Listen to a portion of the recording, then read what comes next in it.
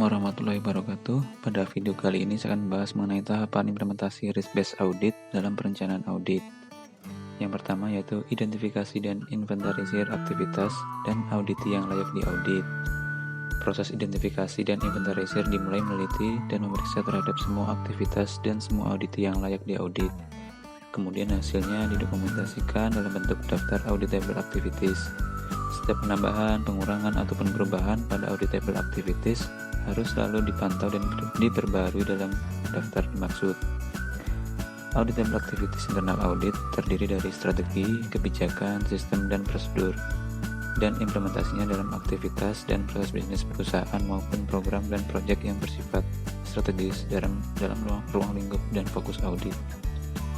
Auditable activities terdiri dari divisi, wilayah, cabang, dan sentra kredit, dan audit teknologi informasi, audit kasus, audit proyek, maupun audit isu.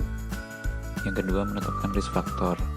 Nah, untuk risk factor ini ada beberapa komponen yang mencakup size, yaitu memiliki korelasi terhadap besarnya risiko yang tercermin pada besarnya aset atau aktivitas yang dikelola. Size juga mengindikasi besarnya auditable activities. Ukuran dimaksud tercermin pada besarnya aset atau aktivitas yang dikelola. Yang berikutnya, complexity, yaitu kompleksitas aktivitas yang memiliki korelasi dengan tingkat kesulitan untuk mengelola suatu aktivitas. Kemudian aset quality yang tercermin pada tingkat kolektibilitas kredit merepresentasikan besarnya bagian dari exposure yang memiliki likelihood of occurrence.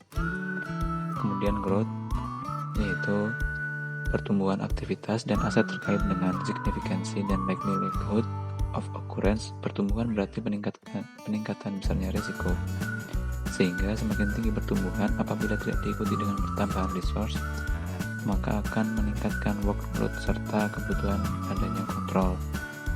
Kemudian loss and potential loss, yaitu kerugian dan potensi rugi yang terjadi, mempresentasikan kualitas risk management dalam mengelola unit.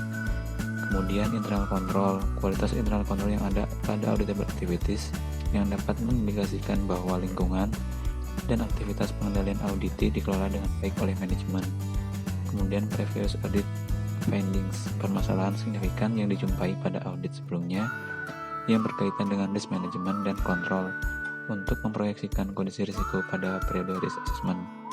Kemudian business target achievement, yaitu pencapaian target bisnis dapat merepresentasikan risiko suatu unit.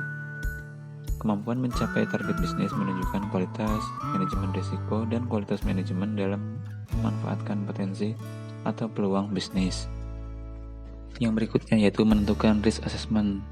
Risk assessment digunakan dalam rangka mengidentifikasi, mengukur, dan menentukan prioritas risiko, sehingga sebagian besar sumber daya audit akan lebih diprioritaskan untuk dialokasikan atau digunakan pada area audit yang dianggap memiliki tingkat risiko yang paling tinggi. Risk assessment dilakukan dengan mengidentifikasi tingkat risiko auditable activities melalui pengkajian level of significance dan likelihood of occurrence atau probabilitas terjadinya dengan risk factor yang representatif berdasarkan professional judgment. Risk assessment dilakukan sekali dalam setahun sebagai bagian dari pemantauan audit yang dilakukan oleh auditor pemantau. Apabila tidak diaudit pada tahun bersangkutan, risk assessment dilakukan minimal 2 kali dalam setahun dan 6 bulan setelah pelaksanaan audit terakhir. Proses risk assessment dilakukan dengan tahapan sebagai berikut. Yang pertama, penetapan struktur risk assessment, rating dan bobot pada setiap elemen risk factor berdasarkan kriteria masing-masing. Yang kedua yaitu penetapan risk level auditable activities berdasarkan total rating tertimbang dari semua risk factor dengan tetap mengutamakan kesesuaiannya dengan kriteria rating risk assessment. Yang ketiga, menyusun hasil risk assessment auditi dengan skor yang telah ditetapkan. Kemudian yang keempat, faktor pengecualian dari risk assessment yang bersifat kuantitatif apabila terjadi hal-hal sebagai berikut. Yang pertama, apabila audit telah lebih dari 2 tahun tidak diaudit, maka risiko unit tersebut secara otomatis menjadi high risk dengan mengabaikan kondisi yang lain.